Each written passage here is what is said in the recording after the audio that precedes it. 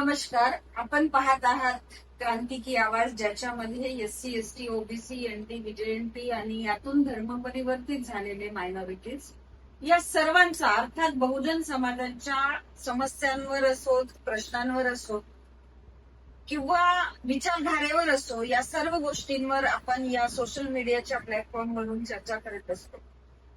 आज आपल्याकडे जे खास मेहमान आहेत, ज्यांच्याशी आपण बातचीत करणार आहोत, ते म्हणजे चळवळीचा प्रदीर्घ अनुभव घेऊन आलेले आणि आता संभाजी ब्रिगेड या सामाजिक संघटनेमध्ये शहराध्यक्ष म्हणून जे काम करत आहे असे राजूजी गाडवे सर.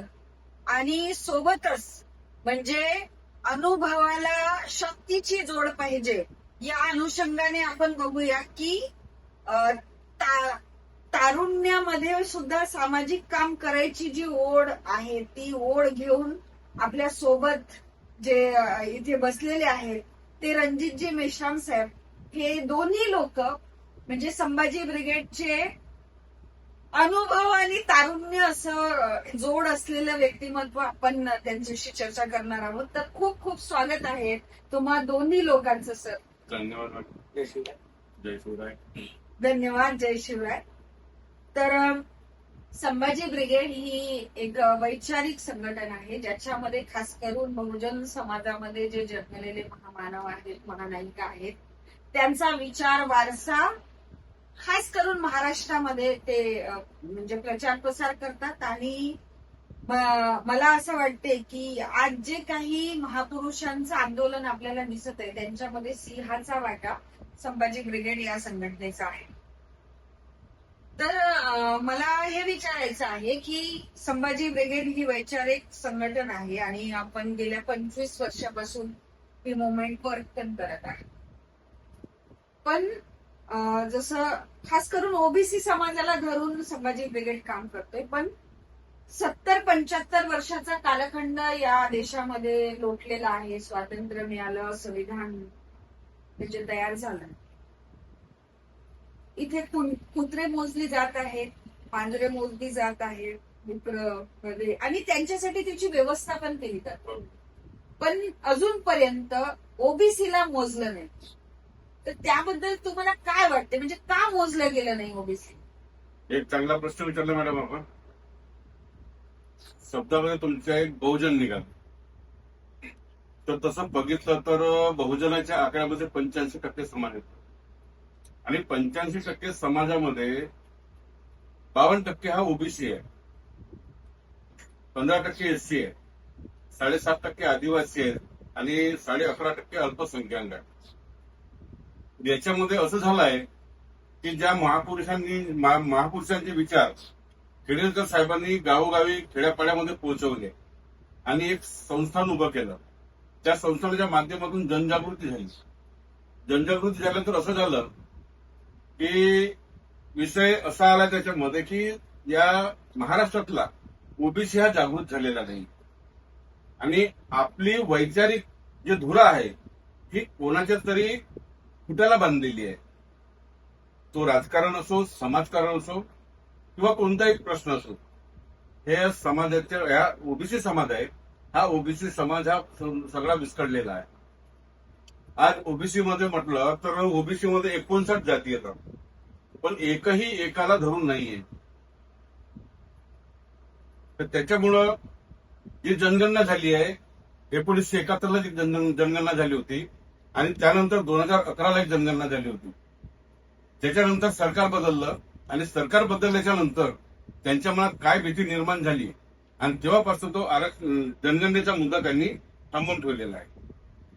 मला वाटते म्हणजे बुटीबोरी परिसरामध्ये जेव्हा आपण बातचीत करत आहोत, मी अनेक लोकांच्या इंटरव्ह्यू घेतो, पण हे पहिलं व्यक्तिमत्व आपल्याला आढळलं का ज्यांनी सरळ सरळ म्हटलं की ओबीसी समाज कोणाच्या तरी म्हणजे वैचारिक खुंट्याला बांधलेला आहे. म्हणजे इतकं सरळ सरळ कसं बोलू शकलात सर?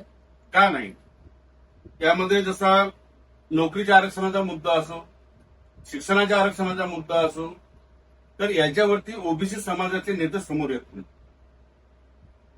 आज आपल्या महाराष्ट्रात बघितले तर ओबीसी समाजाचे नेते सत्तेमध्ये पण आहेत आणि विरोधात पण आहेत. पण ओबीसीच्या मुद्द्यावरती, आरक्षणाच्या मुद्द्यावरती एकाही नेत्यांनी तोंड उघडलेलं नाहीये. आणि तोंड उघडले जरी असेल पण त्याचा कुठंतरी त्याला दाबून ठेवण्यात गेलेला आहे. आज बघा ना, एससी समाजाचे मोर्चे निघतात, आदिवासींचे मोर्चे निघतात, पण ओबीसीच्या आरक्षणाच्या बाबतीमध्ये कोणताही मोर्चा निघालेला नाही. आणि त्याचं नेतृत्व सुद्धा ओबीसी समाजाच्या नेत्यांनी केलेलं नाही. आता आपण बघत आहोत की पूर्ण भारतामध्ये म्हणजे राष्ट्रीय पिछडावर मोर्चा आहे, ज्याचं नेतृत्व चौधरी विकास पटेल साहेब करत आहे. आणि त्याला सपोर्ट म्हणून भारत मुक्ती मोर्चा जे आहे ते हे करत आहे. आणि पहिल्यांदा मला वाटते हे ओबीसीच्या जनगणनेसाठी पूर्ण भारतभर म्हणजे भारत बंद पुकारणार. तर हे म्हणजे युगांतकारी घटना आहे असं नाही, म्हणजे असं वाटत आहे का की पहिल्यांदा एवढ्या मोठ्या लेवलवर भारत बंद पुकारणे आणि तेही ओबीसीचं संघटन पुढे येऊन आणि ओबीसी नेतृत्व पुढे येऊन करत आहे. काय त्या नेतृत्वाला आणि संघटनला आता तरी हा जो महाराष्ट्रातला बहुजन समाज आहे तो म्हणजे त्याच्यामध्ये पार्टिसिपेट करेल किंवा त्याला योगदान देईल? नाही, बहुजनांचं म्हटलं तर बहुजन समाजामध्ये आता जवळ 3443 जाती आहेत. नाही, 6443 जाती आहेत. तर 6443 जातीमधनं 59 जाती ह्या ओबीसी मध्ये आहेत. पण ओबीसीच्या 59 जाती ह्या सुद्धा एकत्र यायला तयार नाहीयेत. कारण प्रत्येक नेत्याचं एक वर्चस्व असते आणि मी कोणापेक्षा कमी नाही, मी श्रेष्ठ या भावनेमधून ओबीसी समाज आज मागे राहिलेला आहे आणि जे नेतृत्व होत आहे तर त्याचं समोर माहीत पडेल आता 23 तारखेच्या मोर्चामध्ये. त्याच्यामध्ये त्यांची विचारधारा काय असते, काय प्रश्न ठेवतात याच्यावरती माहीत पडेल आता. अच्छा, म्हणजे एक तर ओबीसी समाज जो आहे की तो स्वतःच्या अधिकारासाठी आंदोलनाला पुढे येत नाही असं यांचं म्हणणं आहे. आणि जर कोणी म्हणजे नेतृत्व पुढे आलं तर ते सहसा स्वतःच्या जातीचा अभिमान बाळगून किंवा लिमिटेड पर्सनॅलिटी म्हणूनच बाहेर आलेला आहे. तर आपण 23 तारखेला त्यांना पण परखू, म्हणजे जे भारतभर आता जे आंदोलन पुकारलेलं आहे तर निश्चितच मला वाटते की नेतृत्वाची परख झाली पाहिजे. कारण आतापर्यंत वेगवेगळ्या पार्ट्यांमध्ये जो बहुजन समाजातला किंवा खास करून ओबीसी समाज तर हा असं म्हणतात कुणी पण शासनामध्ये राहिलेलाच आहे, अजूनही आहे ना. आणि म्हणजे हे एवढं मजेशीर गोष्ट आहे की जे लोक शासनात आहेत त्याच समाजाचे सर्वात जास्त प्रॉब्लेम आहे. तर युवा म्हणून म्हणजे आपण काय पाहता ओबीसी समाजामध्ये आजचा जो युवा वर्ग आहे तो युवा वर्ग समाजाच्या दृष्टिकोनातून तयार होताना दिसतो आहे? मला तर चला, चांगला प्रश्न विचारलाय. ओबीसी समाजाच्या माध्यमातून ओबीसी समाजाच्या याच्यामधून युवा वर्ग समोर येणार का? बरोबर आहे. आपल्या भारतामध्ये आणि महाराष्ट्रामध्ये एक लाट चाललेली आहे हिंदूंची आणि त्या हिंदूंच्या लाटेमध्ये ओबीसीचा समाज पूर्ण गेला आहे.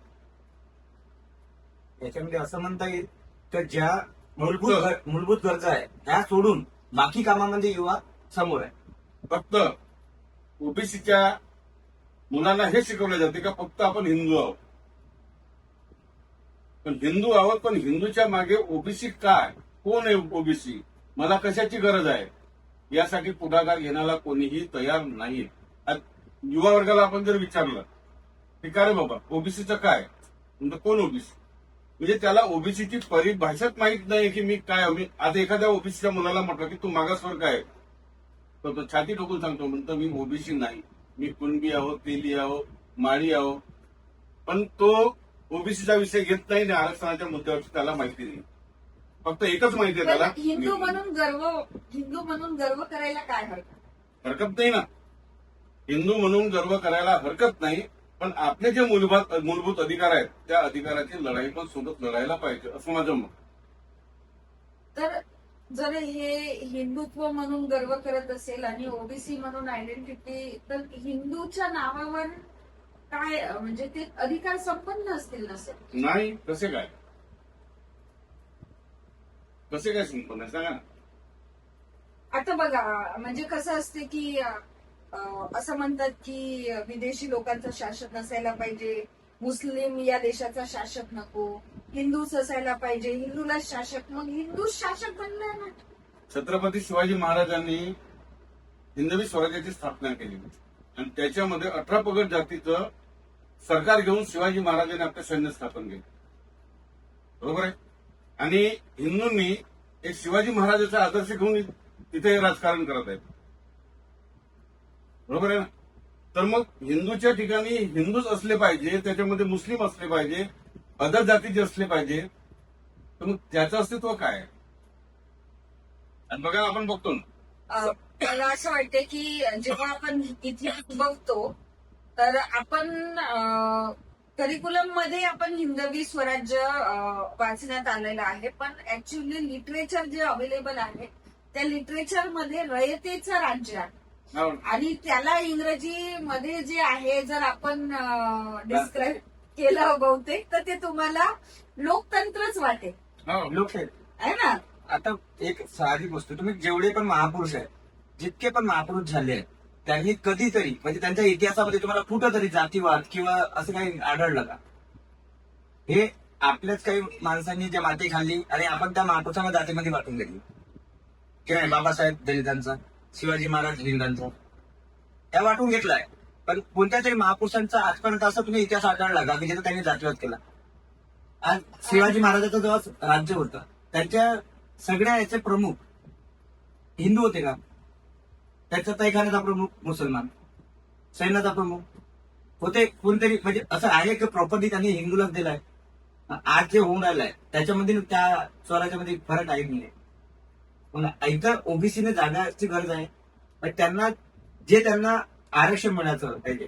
आज ज्या जागेवर जिथं ओबीसी, एक एक्झाम्पल सांगतोय म्हणजे कन्फर्म नाही, एक एक्झाम्पल सांगतोय की इथे जशी एखादी जागा निघाली 100% मध्ये इथं 20% जनरल कास्ट पाहिजे, ओबीसी 25% पाहिजे, एससी एवढी पर्सेंट पाहिजे. त्या जागेचा तुम्ही एक गुगल वरून हे घेऊन घ्या की त्या जागेवर कोण कार्यरत आहे सध्या. त्या जागेवर जेवढ्या म्हणजे त्या कास्टचे पाहिजे आहे, जसं ओबीसीचं 25% पाहिजे तर ओबीसी तुम्हाला 5% भेटून जाईल. जास्तीत जास्त जागा तुम्हाला जनरल कॅटेगरी.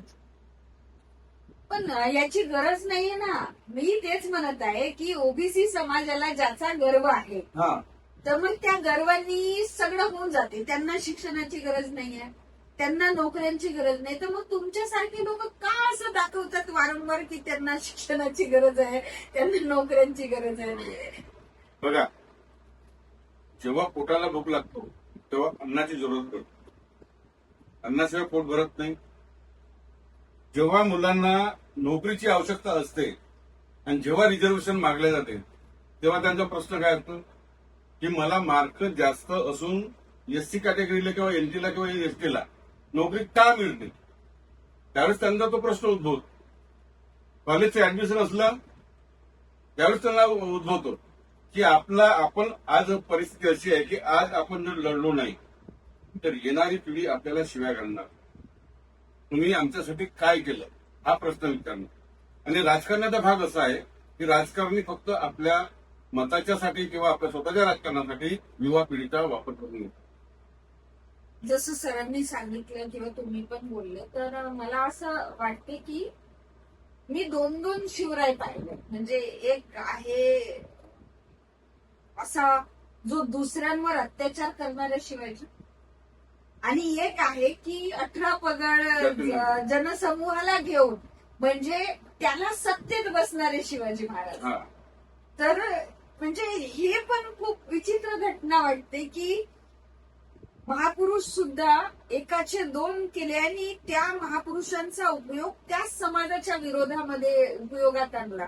आणि मला वाटते संभाजी ब्रिगेड असेल त्यावेळेस भारत मुक्ती मोर्चा यांच्या संयुक्त लढ्यामुळे ती घटना खूप कमी होते. तर काय हे असंच षड्यंत्र होत राहील का? म्हणजे आपले जे महापुरुष आहेत त्यांचा उपयोग अशा पद्धतीने आपल्याच पिढ्यांचं नुकसान करणार असेल? बिलकुल बरोबर आहे. बघा, आताचा जमाना सोशल मीडियाचा आणि सोशल मीडियावरती सगळी तुम्हाला माहिती उपलब्ध आहे. आता एक नवीन नारे चालू झाले, जय भवानी जय शिवाजी, जय श्रीराम.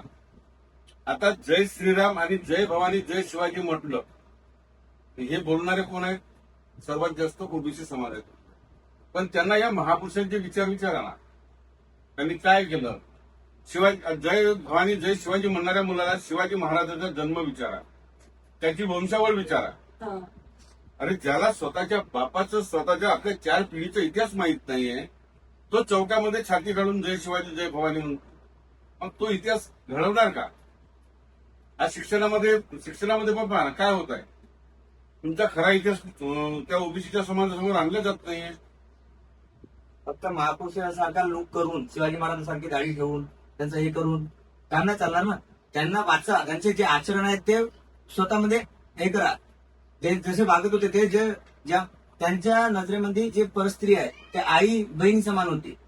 तुम्ही शिवाजी महाराजांसारखी दाढी लावून त्याचा टीका लावून भगवा झेंडा घालून चौकात जाऊन मुलीला छेडा, ही गोष्ट.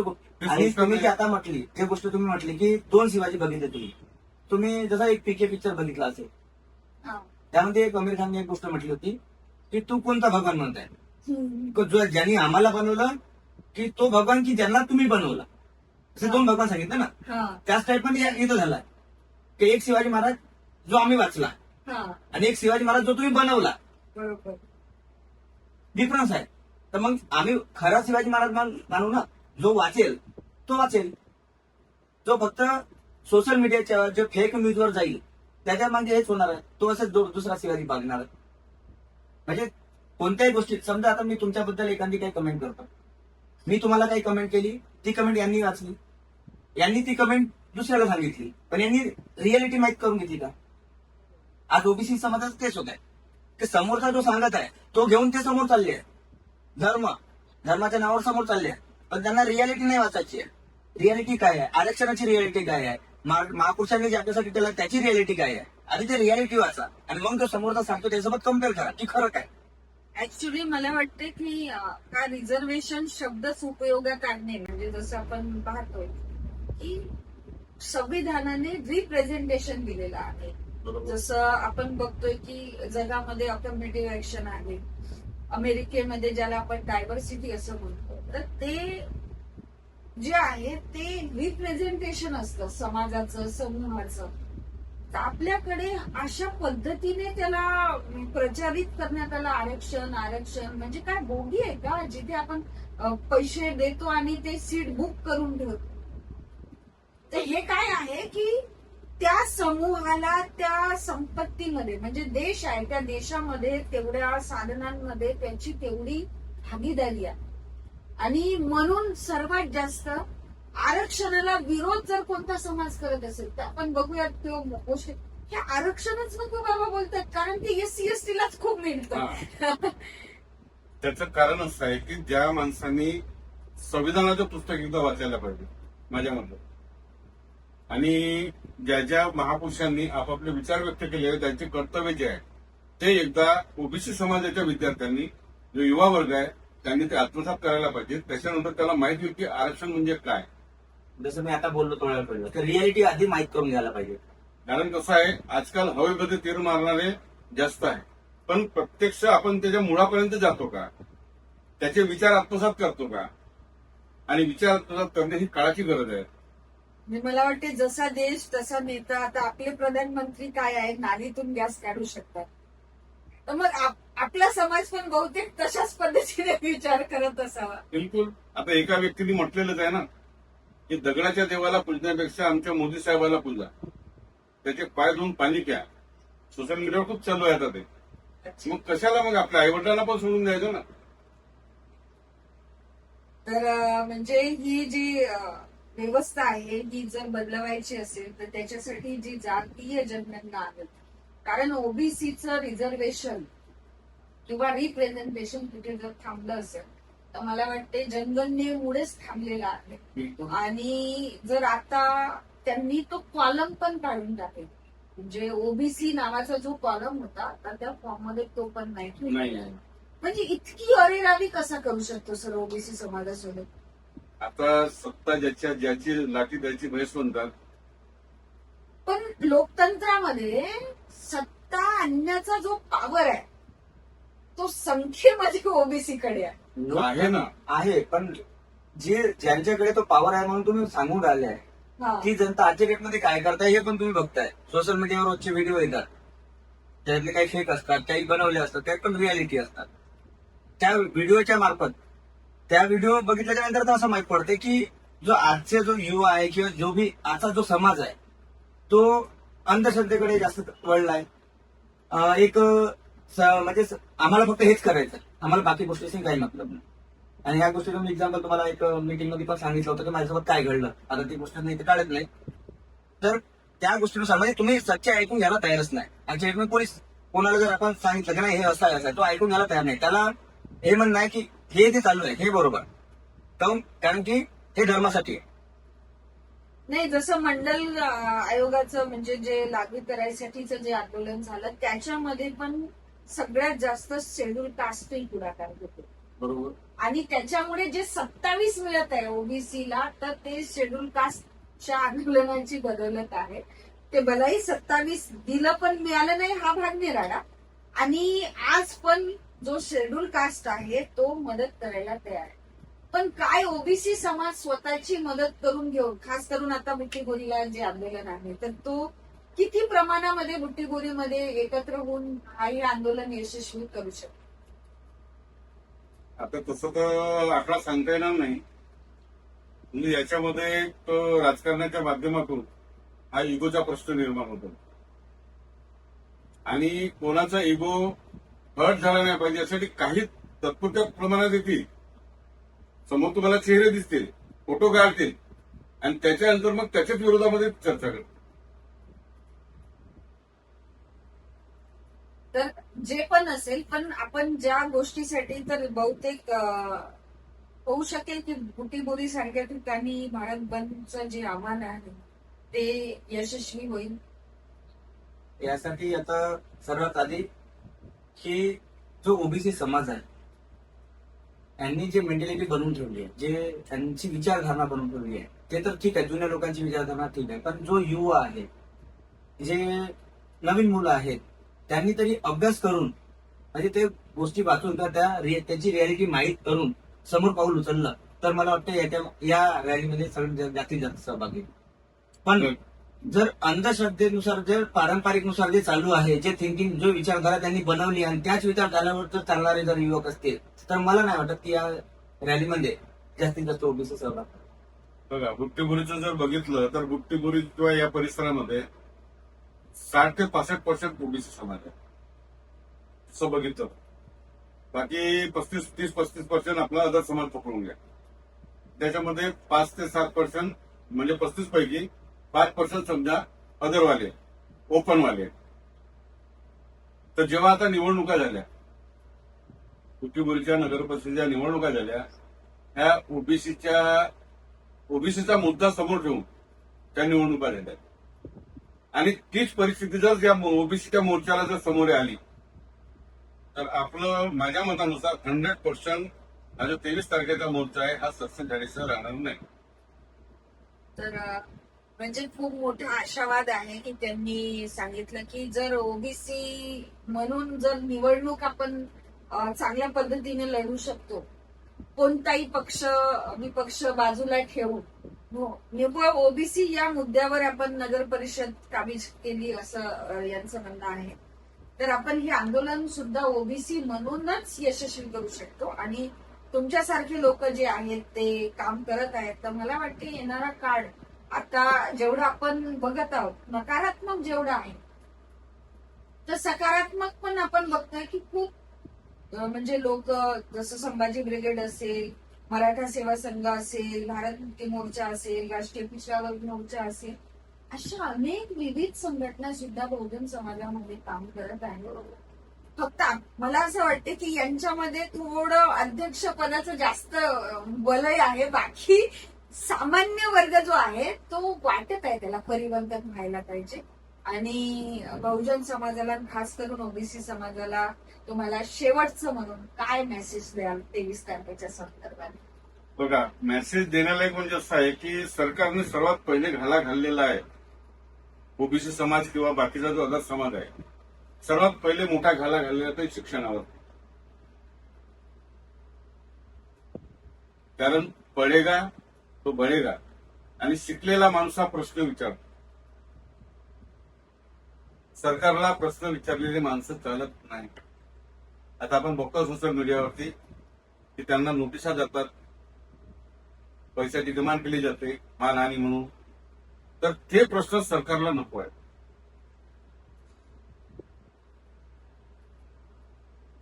त्यासाठी दुसरा घाला घाललेला आहे त्यांनी की लोकांना जाती जातीमध्ये वाटून दिलेला आहे. म्हणजे आपसामध्ये झगडे लावून दिलेले आहे. सरकार त्याचा फायदा घेत, काय तो मग राज्य सरकार असो किंवा केंद्र सरकार असो, यांनी फक्त जातीचं राजकारण केलेलं आहे. आणि या सगळ्या परिस्थितीतून बाहेर जर निघायचं असेल तर ओबीसी समाजाने एकत्र येऊन आरक्षणाचा लढा माझ्या मते द्यायला पाहिजे. आणि स्वतःच्या हक्कासाठी, आपल्या मुलाच्या नातवाच्या समोरच्या येणाऱ्या पिढीसाठी त्याचा लढा देणं आवश्यक आहे. युवा म्हणून तुम्ही काय सांगा? आता गाडवेजींनी सांगितलं की जे प्रश्न विचारला जाते, जर युवा शिकला, एखादी शिक्षित व्यक्ती साहजिक आहे की तो अन्याय सहन करणार नाही, तो प्रश्न विचारणार. आणि या गोष्टीसाठी जसं एक जेव्हा इंग्रजांनी आपल्यावर राज केला तर त्यांनी पण तोच रूल युज केला होता, जे आता गाडवे साहेबांनी म्हटलं डिवाइड अँड रूल्स.